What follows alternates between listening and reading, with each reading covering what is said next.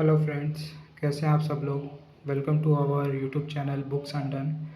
आज हम लोग एक टॉपिक के बारे में बात करने जा रहे हैं जो कि लॉ से रिलेटेड है। भारतीय नागरिक सुरक्षा संहिता 2023 के बारे का एक्ट है ये। और पुरानी इसको सीआरपीसी बोलते थे, नए में ये बीएनएसएस हो गई। और इसमें एक अमेंड हुआ है, the criminal procedure identification act of 2022।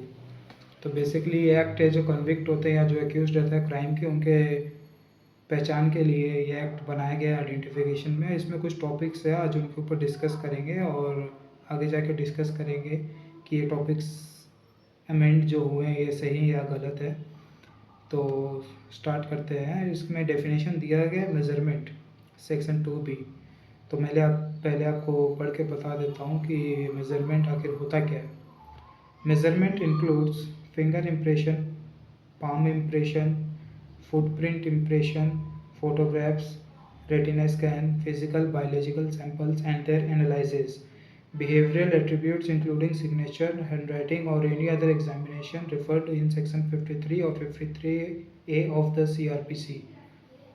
And इसके सबसेक्शन सी है, उसमें कहा गया है कि ये मेजरमेंट कौन ले सकता है। Police officer means the officer in charge of a police station और an officer not below the rank of head constable.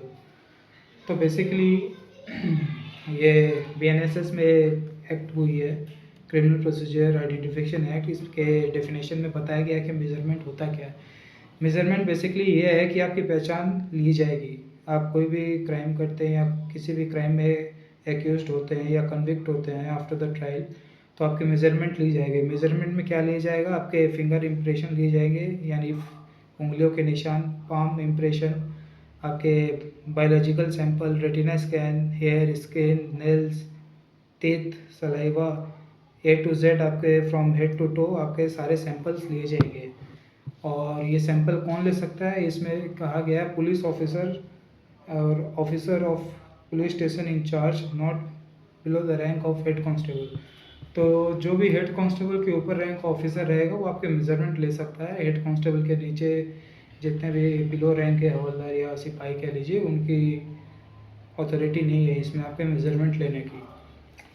और आगे चल के इसमें एक और सेक्शन ऐड किया गया है जो प्रोसीजर है मेजरमेंट का, सेक्शन 3।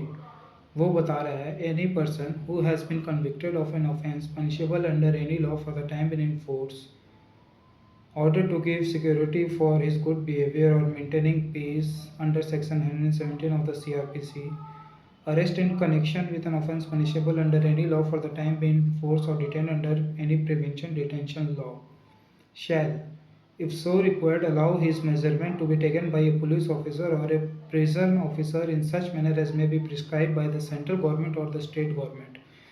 तो इसमें ये बता रहा है कोई भी इंसान जो भी कन्विक्ट है any offence under any law in force in India, या जो कोई भी अपनी सिक्योरिटी देता है बॉन्ड पीस के लिए, यानी जो पहले 144 में 133 CRPC 144 कोई भी धरना प्रदर्शन करते थे तो उनको अरेस्ट से बचने के लिए उनको एक पीस बॉन्ड दिया जाता था for the keeping peace in society. तो कोई भी इंसान उसमें कन्विक्ट होता है या एक्यूज होता है या कोई भी अदर ऑफेंस के लिए प्रिवेंटिव डिटेंशन लॉ जो इंडिया में है, उसको ये मेजरमेंट देना पड़ेगा पुलिस ऑफिसर को या प्रिजनर ऑफिसर को as prescribed by the central government और स्टेट गवर्नमेंट। तो इसमें सेंट्रल गवर्नमेंट नोटिफिकेशन दे सकती है और स्टेट गवर्नमेंट भी दे सकती है। इसमें प्रोविजन दिया गया है provided at any person arrested for an offence committed under any law for the time been in force except for an offence committed against women और ए चाइल्ड और for any offence punishable with imprisonment for a period not less than 7 years may not be obliged to allow taking his biological samples under the provision of this section। तो इसमें एक provision भी add कर दिया गया है कि कोई भी इंसान एक्यूज्ड होता है या कन्विक्ट होता है ऑफेंस के लिए except for the offence against women, child और any offence whose punishable years are under 7 years he is not obliged to give measurement to officer rank or a police officer। तो ये बता रहे हैं कि कोई भी ऑफेंस आप कमिट करते हैं तो उसमें आपको मेजरमेंट देने की ज़रूरत नहीं है एक्सेप्ट ऑफेंस अगेंस्ट वुमेन, जैसे कि रेप हो गया, स्टॉकिंग हो गई, बहुत सारे ऑफेंस है, किडनैपिंग हो गई या बच्चों के खिलाफ ऑफेंस पॉस्को हो गया, अदर ट्रैफिकिंग हो गई, ह्यूमन ट्रैफिकिंग, या फिर कोई भी ऐसा ऑफेंस जिसकी सज़ा 7 साल से ज़्यादा ही हो, कम ना हो, और उसमें आपको ये मेज़रमेंट देने की कोई भी आवश्यकता नहीं है, या you are not oblige to give your measurement of the body. यानी कोई भी ऑफेंस जो छोटे क्राइम में आते हैं, जिनकी सज़ा 7 साल से कम है, और जो ऑफेंस वुमेन्स या बच्चों के अगेंस्ट नहीं किए हो, तो उनमें आपको मेज़रमेंट देने के लिए आप ऑब्लाइज नहीं है। ये बेसिकली एक प्रोविज़न है, एडेड प्रोविज़न है, हालांकि इट्स नॉट शैल और मैंडेटरी। आगे जाके पता नहीं अमेंड होगा कि नहीं। और इसका एक और सबसेक्शन है सेक्शन 4 इस एक्ट में, जो कि कह रहा है collection, storing, preservation of measurement and storing, sharing, dissemination, destruction and disposal of record. The National Crime Record Bureau shall in interest of the prevention, detention, investigation and prosecution. The National Crime Record Bureau shall in the interest of prevention, detention and investigation and prosecution of any offence under any law for the time being in force collect and record of measurement from state government or union territory administration or any other law enforcement agencies.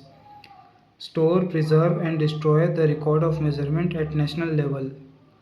Process such record with relevant crime and criminal record and share and disseminate such record with any law enforcement agencies in such manner as may be prescribed.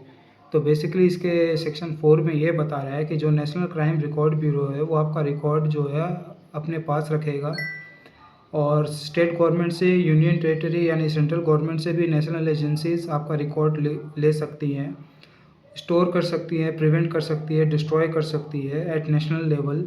Process such record with relevant crime and criminal record, यानी उस तरह का और भी कोई crime कहीं पे होता है तो आपके रिकॉर्ड से वो मैच किया जाएगा, और कोई भी दूसरी एजेंसीज़ के साथ वो आपके रिकॉर्ड को शेयर भी कर सकती है।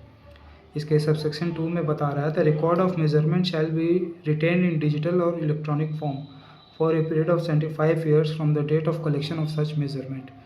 तो बेसिकली ये बोल रहे हैं कि पहले के जैसे ज़माने में रिकॉर्ड जो है कागज़ों में, फाइलों में होते थे, वैसे नहीं हो गए। अब ये डिजिटल फॉर्म में या इलेक्ट्रॉनिक फॉर्म में आपका जितना भी मेज़रमेंट है बॉडी का या आपका पर्सनल रिकॉर्ड है, वो सारा डिजिटल फॉर्म में रिकॉर्ड रहेगा नेशनल क्राइम रिकॉर्ड ब्यूरो के पास for the period of 75 years, यानी 75 ईयर्स तक आपकी सारी डिटेल्स उनके पास रहेगी। यहीं पे ये कॉन्ट्रडिक्शन आ रहा है of article 21 of the constitution of India, जो कि पर्सनल लिबर्टी और लाइफ के बारे में बात करता है, पर मेरे ख्याल से इसमें एक प्रोविज़न भी दिया गया, वो भी पढ़ लेते हैं। Provided that where any person who has been previously convicted of an offence punishable under any law with enforcement for any term has had his measurement taken according to other provision of the act is released without trial or discharged or acquitted by the court after exhausting all legal remedies, all record of measurement so taken shall, unless the court or magistrate for reason to be recorded in writing otherwise direct, be destroyed from record.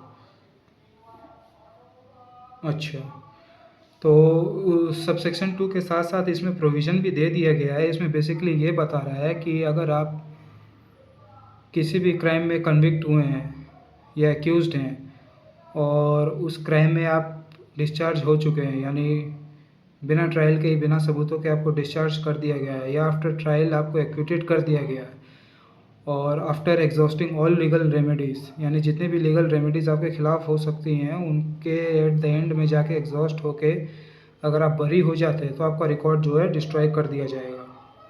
तो basically एक बात बताइए मुझे, एक तो national crime bureau आपका record 75 years तक रखेगी।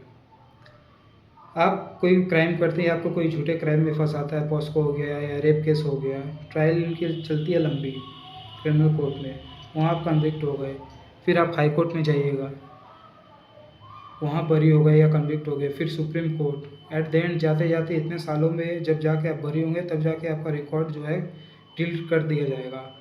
और हम लोग रहते हैं, इंडिया एक ऐसी सोसाइटी है जहाँ एक छोटे से क्राइम में भी अगर कोई इंसान जेल में चला जाता है तो उसके ऊपर स्टैम्प या थप्पा लग जाता है, डैट इज़ और शी इज़ अ क्रिमिनल। अब इन बड़े केसों में, इतने हीनियस क्राइम में जो ये प्रोविज़न दिया गया है, और इंडिया में लगभग 99 लोगों को पता भी नहीं है कि अपनी बेल के बाद या क्राइम डिस्चार्ज या एक्यूट होने के बाद क्वेश्चन कैसे करवाते हैं हाई कोर्ट में, उस देश में आप बोल रहे हैं कि आपका रिकॉर्ड जो है डिस्ट्रॉय कर दिया जाएगा after exhausting all legal remedies. मतलब ये जो एक्ट बनाया है सेंट्रल गवर्नमेंट ने, पता नहीं क्या सोच के, उनके जो थिंक टैंक थे या लॉ की जितनी एजेंसीज है, ये मेरे ख्याल से एक तरफा कार्रवाई का या आपके जो पर्सनल रिकॉर्ड है उनके ऊपर एक तरह से ये हमला है ये एक्ट, और बेसिकली ये पढ़ के कुछ नहीं है। इंडिया में जिन लोगों को अपने लीगल राइट्स के बारे में नहीं पता है या आप उनको इतनी नॉलेज नहीं देते हैं, पुलिस स्टेशन में पुलिस ऑफिसर्स को नहीं पता है कि एक्यूज के राइट्स क्या होते हैं, उस देश में आप बोल रहे हैं एक तो आप उनका रिकॉर्ड 75 ईयर्स के लिए स्टोर रखेंगे, वो भी विदाउट देयर परमिशन।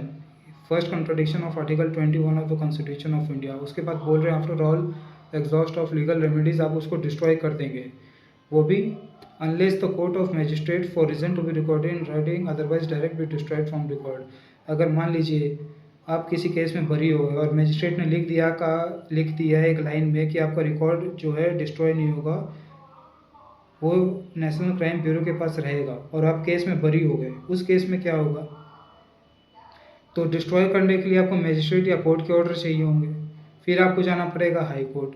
और इंडिया में कितने ऐसे लोग हैं जिनके पास पैसा है जो हाई कोर्ट अफोर्ड कर सकते हैं, सुप्रीम कोर्ट अफोर्ड कर सकते हैं? मतलब basically it's useless law, is direct attack on the privacy of every individual in our country. एक तरफ अपने देश में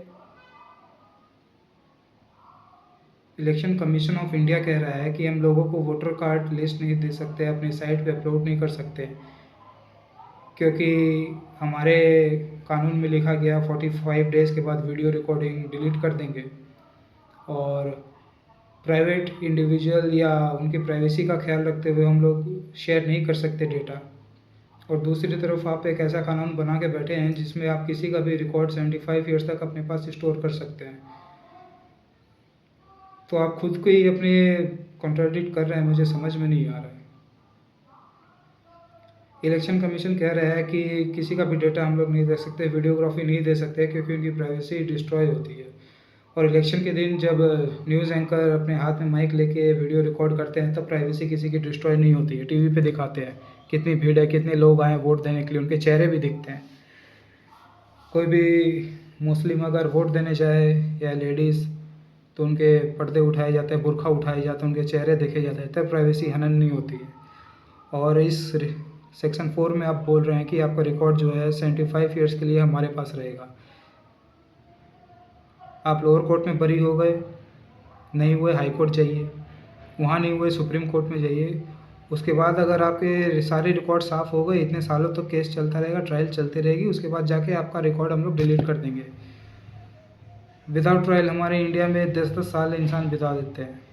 इस देश में इतने केसेस पेंडिंग है, वहाँ आप बोल रहे हैं 75 ईयर्स के रखेंगे, मतलब इंसान केस लड़ते लड़ते मर भी जाए तो भी इसका रिकॉर्ड आपके पास रहेगा।